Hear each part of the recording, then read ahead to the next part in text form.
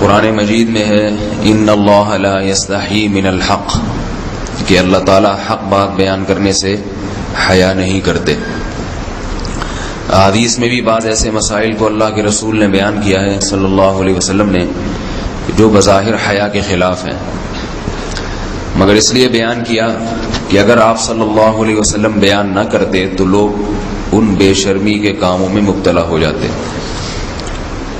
اسی وجہ سے میں بھی یہ ہمت کر رہا ہوں کہ ایک اور ایسا گناہ جس میں لوگ مبتلا ہیں، اور وہ ہے حیا کے خلاف، مگر ہے بہرحال شریعت کا مسئلہ اور لوگ اس میں گناہ میں مبتلا بھی ہیں، اس لیے بتانا ضروری ہے۔ وہ یہ ہے کہ لوگ شادی کے بعد بھی، آج کی نوجوان نسل زوجہ سے، بیوی سے غیر فطری طریقے سے ہم بستری کرتے ہیں۔ انٹرنیٹ پہ بیہودہ فلمیں دیکھتے ہیں، تو جو چیز انگریزوں کی دیکھ رہے ہیں کہ ان کے کلچر آہستہ آہستہ میڈیا کے ذریعے ہمارے معاشرے میں بھی آ رہا ہے۔ اللہ کے رسول صلی اللہ علیہ وسلم نے لعنت فرمائی ہے، ایک روایت میں ہے کہ اللہ اس کی طرف دیکھے گا نہیں کہ جو اپنی زوجہ سے پچھلے راستے سے ہم بستری کرے گا۔ یہ بیماری بھی، یہ گندگی بھی لوگوں میں پھیلتی جا رہی ہے، خاص طور پہ جن کو لڑکوں سے بدفعلی کی عادت پڑ جائے تو وہ زوجہ سے فطری راستے سے ہم بستری نہیں کرتے۔ اللہ نے فرمایا کہ نساؤکم حرث لکم، یہ تمہاری زوجات ہیں، بیویاں ہیں، یہ نسل بڑھانے کے لیے ہیں۔ تو اسی راستے میں انسان اپنی خواہش کو پوری کر سکتا ہے جس راستے سے نسل بڑھتی ہے، اس کے علاوہ کسی اور راستے سے اپنی خواہش کو پورا کرنا یہ حرام ہے، گناہ کبیرہ ہے، گندگی ہے۔ ہمارے پاس کیسز آتے ہیں، ایک پاک دامن لڑکی کی شادی ہوتی ہے، لڑکا بھی بظاہر بڑا نیک، لیکن کیا ہے، لڑکا چونکہ ٹھرکی ہوتا ہے، شہوت کا درندہ ہوتا ہے، تو وہ یہ نہیں دیکھتا کہ میں اپنی بری خواہش مٹانے کے لیے میں اپنی زوجہ کو غیر فطری طریقے پر مجبور کیسے کر سکتا ہوں، تو مجبور کرتا ہے پھر اپنی بیوی کو۔ اس میں جو عورتیں زیادہ پاک دامن نہیں ہو، نیک نہ ہو، یا ان کو یہ ڈر ہو کہ طلاق ہو گئی تو ہم کہاں جائیں گے، وہ پھر اپنے شوہر کے ساتھ اسی غیر فطری طریقے پر آمادہ ہو جاتی ہیں، اور اس کا عذاب اور اس کا وبال یہ ہوتا ہے کہ کچھ دنوں میں ان کو بھی اسی کی لت پڑ جاتی ہے۔ انسان جب بھی کوئی غیر فطری راستہ اختیار کرتا ہے، آخرت کا عذاب تو بعد میں، دنیا کا عذاب یہ آتا ہے کہ پھر اس کو لذت فطرت میں آتی نہیں ہے، پھر جو راستہ اللہ نے رکھا اس میں اس کو لذت نہیں آئے گی، پھر وہ گندگی میں ہی گھسنے کی کوشش کرے گا، اس کی بھی فطرت خراب ہو جاتی ہے، اور جس کے ساتھ یہ بدفعلی کی جائے اس کی بھی فطرت خراب ہو جاتی ہے، وہ بھی پھر کسی کے قابل نہیں رہتے۔ تو اپنے جان پر رحم کرنا چاہیے۔ ہم انسان ہیں، ہم درندے نہیں ہیں، ہم گھوڑے نہیں ہیں، ہم گدھے نہیں ہیں، ہم جانور نہیں ہیں، ہم انگریز نہیں ہیں۔ انگریز نے تو حیا اور شرم کی تمام حدود کو توڑ دیا ہے، وہ تو درندے بن چکے ہیں۔ ہم تو درندے نہیں ہیں، ہم تو حلال کھاتے ہیں، پاک صاف رہنے کی کوشش کرتے ہیں، تو ہم ان کی جو کلچر دیکھ دیکھ کے ہم ویسے درندے بننے کی کوشش کیوں کریں؟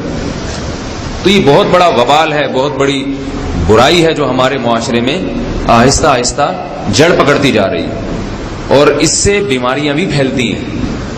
غیر فطری طریقہ ہے، بیماریاں بھی پھیلتی ہیں۔ ایسے کیسز آتے ہیں کہ جناب مرد مجبور کر رہا ہے بیوی کو، اور وہ بیوی جو ہے ساتھ نہیں دیتی، تو پھر اس کو طلاق کی دھمکیاں دیتے ہیں۔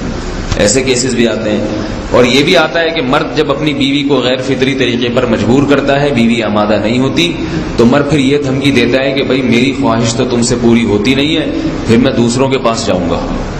تو یاد رکھیں، جس عورت کا شوہر یہ دھمکی دے اس کو کہ میں زنا کروں گا اگر تم نے میری خواہش پوری نہیں کی غیر فطری طریقے سے، تو عورت اپنے شوہر سے کہہ دے کہ جاؤ تم کہیں اور جا کے منہ کالا کرو، تمہاری فطرت میں گندگی ہے تو یہ مجھے گندا بنانے کی کوشش نہ کرو، اس کو زنا کرنے دیں، وہ اللہ آخرت میں اس سے بھگتے گا۔ ہر بیماری کا اللہ نے علاج رکھا ہے۔ اللہ کے رسول صلی اللہ علیہ وسلم نے فرمایا، صحیح بخاری کی حدیث، ما انزل اللہ من داء الا انزل له دواء، کوئی بیماری ایسی نہیں ہے جو اللہ نے نازل کی ہو اور اس کے لیے دوا نہ رکھی ہو دنیا میں۔ تو اگر کسی کو ایسی لت پڑ گئی ہے غیر فطری کام کی، تو اس کو چاہیے کہ وہ اپنا علاج کرائے۔ ڈاکٹر سے بھی رابطہ کرے. اور سب سے بڑا علاج یہ ہے کہ کچھ وقت صبر کرے گا, چھوڑ دے گا کچھ عرصے کے لیے, تو خود بخود آہستہ آہستہ صحیح ہو جائے گا. ایک آدمی شراب کا عادی ہے, ایک علاج تو یہ کہ ڈاکٹروں سے رابطہ کرے, اور بہترین علاج کے چھوڑ دے. کتنے دن تڑپے گا؟ 1 دن 2 دن 3 دن 4 دن 1 ہفتہ 2 ہفتہ, بہت زیادہ سال ہو جائے گا نا, اس کے بعد خود بہت ٹھیک ہو جائے گا. سگریٹ کا عادی ہے, چھوڑ دے گا تو کتنے لوگ ہم نے دیکھے ہیں دن میں 20 سگریٹ پیتے تھے, چھوڑنے پر آئے تو بالکل ایک دم چھوڑ دی انہوں نے, آہستہ آہستہ کر کے چھوڑ دی, لیکن تکلیف ہوئی مگر عادی ہو گئے. تو اب کسی کو یہ لت پڑ گئی ہے غلط کام کی, برائی کی, تو اس کا بہترین علاج یہ ہے کہ وہ اپنے آپ کو بدلنے کی کوشش کرے, ماحول بدلے, اور کچھ وقت صبر کرے گا تو اللہ اس سے یہ عادت چھڑا دے. نہیں کی, صبر نہیں کیا اس نے, پھر اسی گندگی میں موت واقع ہوگی, پھر آخرت کا عذاب بہت سخت. نسلیں برباد ہو جاتی ہیں اس عمل سے انسان کی. تو بات حیا کے خلاف ہے, مگر یہ کہ ایک بزرگ تھے وہ بات فرما رہے تھے, تو کسی نے پوچھا کہ حضرت آپ حیا کے خلاف بات کرتے ہیں, تو انہوں نے فرمایا تم بے حیائی کے کام نہیں چھوڑتے, ہم اس چھڑوانے کے لیے بات کریں تو ہم برے ہیں, اور تم کام کرو تو بھی برے نہیں. برائی کا کام کرنے میں برا نہیں بنتا, اور برائی کے خلاف بولنے والا برا بن جاتا ہے کہ دیکھو یہ کیسی باتیں کر رہے ہیں. تو بھائی باتیں ہیں اس لیے ہیں کہ یہ معاشرے میں یہ برائی پھیلتی چلی جا رہی ہے, اور یہ ہماری اپنا کلچر نہیں ہے, یہ امپورٹ ہو رہا ہے باہر سے, یہ امپورٹ ہو رہا ہے, یہ وہاں میڈیا کے ذریعے آ رہا ہے. تو وہ چیزیں دیکھا نہ کریں اور ان لوگوں سے دور رہا کریں. ہمیں تو دین کا داعی ہو کے ان کو ہدایت پر لانا تھا, بجائے ہم ہدایت پہ چل کے دوسروں کو چلانے والے بن کے ان کے راستے پہ ہم نے چلنا شروع کر دیا. اللہ تعالیٰ ہمیں اب دیکھیں ان کے ہاں ایڈز کا مرض پھیل گیا ہے. آپ بتائیے یہ ایڈز کا مرض ہمارا ہے کیا؟ یہ بیماری ہماری ہے یا ان کی ہے؟ ہمارے ہاں بیماریاں ہیں, کھانسی ہے, نزلہ ہے, ٹھیک ہے نا, بلڈ پریشر ہے, شوگر ہے, یہ بیماریاں ہماری ہیں. کوئی اللہ کا شکر ہے گندی بیماری ہمارے ہاں نہیں ہے. جتنی گندگیاں ہیں وہاں سے آ رہی ہیں. ایڈز کا مرض وہاں سے امپورٹ ہوا ہے. وہ ایڈز کا مرض اسی بدفعلی کی وجہ سے پیدا ہوتا ہے, اسی سے جراثیم پیدا ہوتے ہیں, اور اتنا خطرناک مرض کے ایسے متعدی ایسے پھیلتا ہی. افغانستان میں ایڈز کا ریشو 0 تھا, 0. وہ جانتے نہیں تھے کہ ایڈز کا مرض ہوتا کیا ہے. جب سے امریکن آرمی, برطانیہ آرمی افغانستان میں آئی ہے, فوجی آئے ہیں, افغانوں میں ایڈز کا مرض پھیل گیا ہے. انہوں نے وہاں بدفعلیاں شروع کر دی ہیں. تو وہ تو حالانکہ ان کے لیے زنا کتنا سستا ہے, کتنا سستا ہے نا ان کے لیے زنا, پھر بھی وہ لڑکوں کی طرف مائل ہوتے ہیں. تو اتنی گندگی, ایسا گندا جب انسان بن جائے پھر اللہ اس کے وجود کو برقرار نہیں رکھتے, اور رکھتے ہیں تو پھر آخرت میں سزا دینے کے لیے اپنے آپ کو ان گندگیوں سے بچانا چاہیے, حلال پہ اکتفا کرنا چاہیے.